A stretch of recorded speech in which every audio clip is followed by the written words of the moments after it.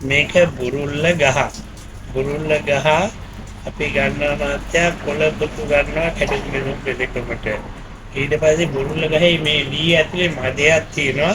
මදේ සුදු පාට මදේ මඤ්ඤ කපුටි වගේ ඒක භාවිත කරනවා තැවිලි පොට්ටනි වලට. ලෙෂන් අන්තභාග වගේ දෙන්නුണ്ട് තැවිලි පොට්ටනට මේ බුරුල්ල මේකේ ඇතුලේ මද තියෙනවා. ඒ මදේ භාවිත කරනවා. ඊට පස්සේ දැන් අපේ නිගණ්ඨ වල තියෙනවා ඊරහඳ නොදුටු දළුද ගන්නේ කියලා. ඒකට ඊරහඳ නොදුටු දල්ල තමයි මේ බුරුල්ල ගහේ දල්ල. මේක පියප්පතක් වැටලේ වැඩිලා මේ වගේ දැන් ඔන්න පුපුරපුවම මේ දල්ල එනවා. ඒකට පොඩි දල්ල ඊරහඳ දකින්නේ නැහැ. ඒ නිසා නිගණ්ඨ වල තියෙනවා ඊරහඳ නොදුටු දළුද ගන්නේ කියලා.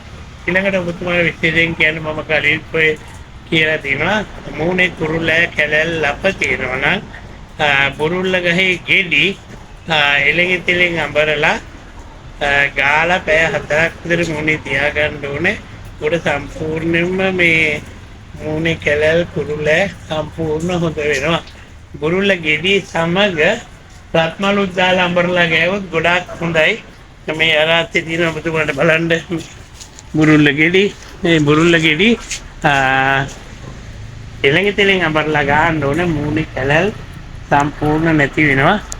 රත්මල් ටිකක් දාලා ගෑවොත් අඹරලා කසන එක නැති වෙනවා. ඒ නිසා ගොඩාක් වටිනාකමක් තියෙනවා. ඒතකොට බුරුල්ල ගහේ ලී අපි කුඹුරේ පෝරු ගන්න හරක් බානට පෝරු ඇදුරට ගන්නවා බුරුල්ල ගහේ ලීය.